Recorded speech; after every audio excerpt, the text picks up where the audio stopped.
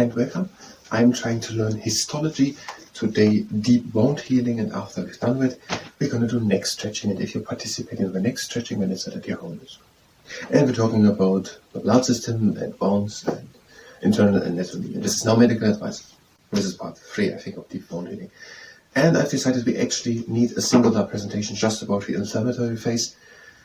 If you want them all together, we can make all 4 videos together in one, or we're going to do it then again. We need one just about the inflammatory phase. And these are too many things to say in one video, so why not concentrate just on the inflammatory phase. Now, what we're going to say, one thing in the introduction, we're going to say the first phase of the first of the 4 phases, inflammatory, migratory, proliferative, and maturation phase of a deep wound healing is the inflammatory phase. And inflammatory phase. But I want to say, okay, but earlier we're going to say another sentence. Because multiple tissue layers must be repaired, the healing process is more complex than in epidermal wound healing. In addition, scar tissue is formed, and the healed tissue loses some of its own function. We're going to say these 3 things. We're going to say the first thing here. By deep wound healing, multiple layers are destroyed and must be repaired. And that makes the process more complex. Multiple layers are destroyed. I just want to set a reminder to it. The reason why it's so complicated because of the multiple layers. I see it as the key reason why it is so complicated. And we had a little bit to the other part of something. I don't know where it was. I understood it in the way that if there's damage to the parenchyma and the stromal part of an organ, then the fibrosis of the scar tissue is trying to repair both parts. And basically it mixes them both together. If it would be just one part, just the parenchyma, functional part of the organ, or just the stroma, or just one part of the dermis, then it would just heal that part basically. But because they're multiple together, basically they all get mixed up and destroys it basically. I just want to set a reminder basically to that. No, whatever I understood correctly for that, I want to set a reminder to that. There are multiple layers are destroyed, and that makes the process more complex. The second thing is, scar tissue is formed. Now, it seems to be that no scar tissue is formed if it is epidermal wound healing. We come to that later. Now, here scar tissue is formed, and that is the problem. The scar tissue is formed. I see that as the problem. And it's necessary to close the wound, but that is the problem. It doesn't completely go away. Basically, it stays there with scar tissue to keep the bone together, but it stays a stuck scar. And also, the scar tissue is not, it's just scar tissue. It is not the proper skin which should be there. The scar tissue is basically not doing a function, a part of holding it together, but the skin actually has functions. So, and it's, by deep wound healing, scar tissue is formed, and some of the functions are, what is the word for it? No more there. No more there. Deep wound healing occurs in 4 phases: the inflammatory, the proliferative, the migrative, the proliferative, and the maturation phase. Inflammatory, migratory, proliferative, and maturation phase. So, during the inflammatory phase, a blood clot forms in the wound and loosely unites the wound's edges. First, the blood clot forms and loosely unites the edges. This phase of deep wound healing involves deep wound healing inflammatory phase involves inflammation, and that is the vascular and cellular response of a human body to eliminate microbes, foreign materials, and dying tissue in preparation for repair. If we take them, I want to stress it again. If we take them literally, they are probably saying, you can't say it always completely because of grammar, they are saying that the inflammation is there to destroy, to eliminate the dying tissue. So it's own tissue. Maybe you understand the sentence wrong, or we're interpreting too much. But just imagine that inflammation would be there to actually destroy the own body parts, to replace them with new one. Maybe it's not true, but maybe you should consider it when you read all the other parts. Okay, to eliminate microbes, foreign materials, and dying tissue, to set everything up for the repair process. The vasodilation and increased permeability of blood vessels associated with inflammation and hence delivery of white blood cells called neutrophils. And the vasodilation through the inflammation causes a better blood supply and more neutrophils. The white blood cells are brought to the place of construction. I'm taking it now like that the white blood cells are the neutrophils. It would make sense, neutrophils. I understand like that. The white blood cells are neutrophils. And also monocytes. And when there are also monocytes brought in, they develop into macrophages, and they are there to pathogenize microbes. Okay, monocytes are brought in, and they are transformed into macrophages. What am I saying? Monocytes are developing into macrophages. I got say transforming. Monocytes coming there developing into macrophages, and these macrophages are then pathogenizing the microbes. And of mesenchymal cells are brought there, and they are developing into fibroblasts.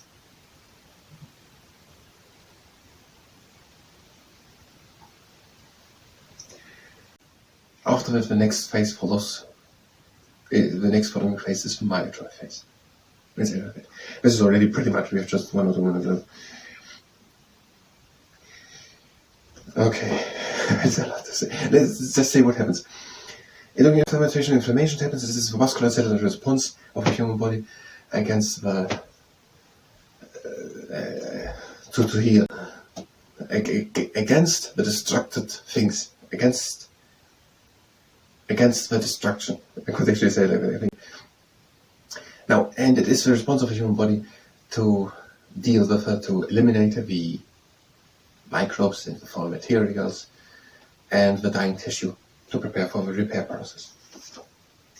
The phase of the deep wound healing involves inflammation, a vascular and cellular response that helps eliminate microbes, foreign materials and dying tissue in preparation for repair. Now, the vasodilation helps to bring more blood supply to the place, and with it also more neutrophils, the white blood cells. And also monocytes are brought there, and these monocytes then are developing into macrophages, and these macrophages are then pathogenizing microbes. And what happens then? In the mesenchymal, when we enter the mesenchymal cells. And the mesenchymal cells are brought there to form into fibroblasts. And at the beginning, we're going to say that deep wound healing is more complex because multiple layers are affected. It involves scar tissue to form, and that leads to that to form, and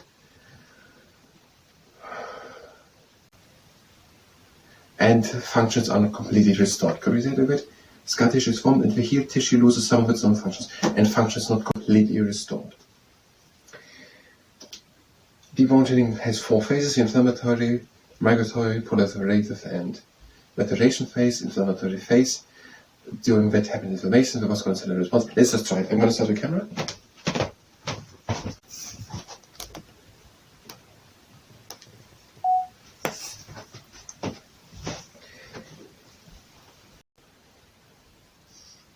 The inflammatory phase during deep wound healing. By deep wound healing, multiple layers are destroyed, and therefore it is more complex. And also, it's completely different to talk like that. Multiple layers, and the other thing was scar tissue and function. The inflammatory phase during deep wound healing.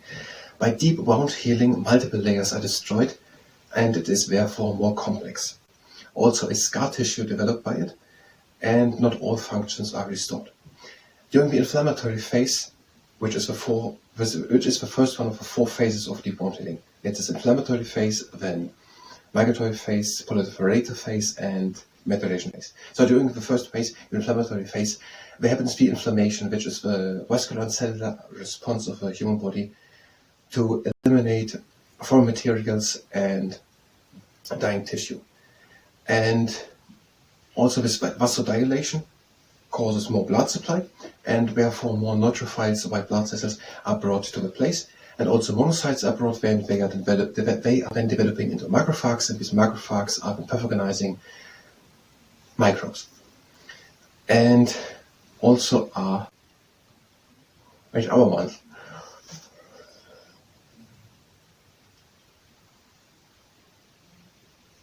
Mesenchymal cells. Mesenchymal cells brought their development into fibroblasts. And then comes the migratory segment. And then the mesenchymal. The other thing about was microbes was directly in. Okay, microbes form material cell tissue. And the mesenchymal fibroblasts. The inflammatory phase during deep wound healing. Deep wound healing involves the destruction of multiple layers, so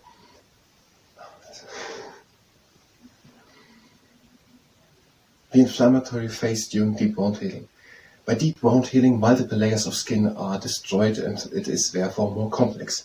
Also, is scar tissue developed and not all functions are completely restored. And the inflammatory phase is the first one of the 4 phases of deep wound healing. It is inflammatory phase and then migration phase and proliferative phase and then maturation phase. During the first phase, the inflammatory phase, there happens the inflammation that is the vascular and cellular response of the human body to destroy and eliminate microbes and foreign materials and also dying tissue to prepare for the repair process. And the inflammation causes vasodilation, so more blood supply, and neutrophils, the white blood cells are brought to the place, and also monocytes are brought in, and they are developing then into these monocytes into macrophages, and these macrophages are pathogenizing microbes. And mesenchymal cells are brought in, and they are then making fibroblasts. And then after that follows then the migratory phase of deep wound healing, the second phase.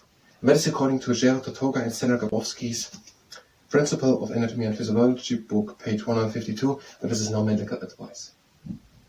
Now I think I said fibroblasts. Is that even right? Fibroblasts would be right. I don't remember what I said, but if I said fibroblasts, that is not correct. So that means if you were here for medicine, you can go directly to the next part of medicine. If you stay here and participate in the next stretching, then it's better the arm. So we are standing good and stable, and we're doing, I don't know what we're doing, the hydrotor here, between it. There's the arms up and we're stretching with the fingertips as far as we can. And then get down and stretch as far as we can. I did stop the camera, I don't know. And then out, stretch as far as you can.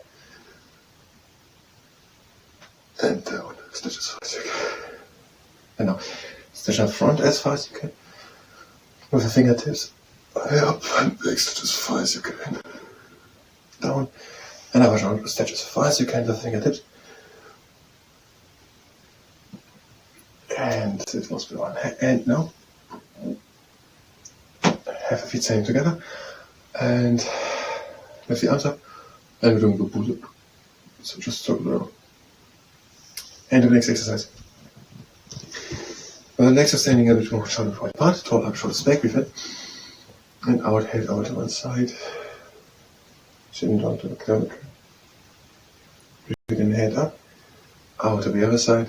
Breathe in. And out, chin down to the clavicle. Again, in, head up, back into the middle. Out to the other side. Breathe in.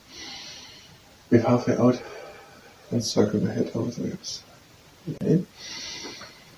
And out and circle the head. Take the hands together, and the elbows together, breathe in, and lift up. Out and down. In and up. Out and down. Now hands back. And out, stretch your front head down. In and back. And out in front. In and back. Out in the front. And back.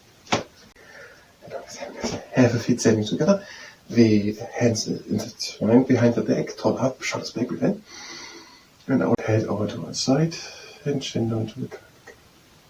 And pull with the hands down to the ground.